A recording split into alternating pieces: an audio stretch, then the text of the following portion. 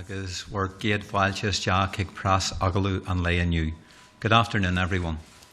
Sadly, today we have had confirmation of another 3 deaths as a result of COVID-19, bringing the total death ratio in this region to 438. We send our condolences to the families of those individuals and indeed to all of those who have lost loved ones. As always, the loss of life to COVID-19 is a stark daily reminder to us all that we are very much still in a critical situation in our response to this pandemic. Boris Johnson took to the airwaves yesterday to set out his plan for England as they begin to look at their own measures and messages. But we cannot allow that to become a distraction to the very clear message coming from this executive to stay at home and save lives. There should be no confusion about the clarity of our public health message. Our public message remains: stay home, save lives. We are still in the response phase to this pandemic, but of course the executive is working intensively to prepare for our future recovery.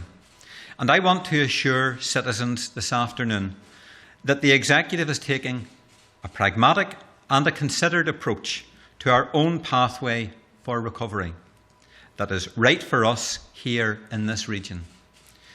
We have had a detailed and positive discussion about that strategy today, and I'm pleased that the executive made further progress on our plan for how our society can begin to embark on a pathway towards recovery. No decision that our executive takes around easing the restrictions will be easy. Each will need to be carefully balanced. It's important that they are informed by the best possible scientific evidence and best practice, both internationally and locally. It is not only prudent, but it is necessary in our approach that the executive considers global experiences of this pandemic elsewhere in the world. The past 6 weeks have been among the most challenging times for people in living memory.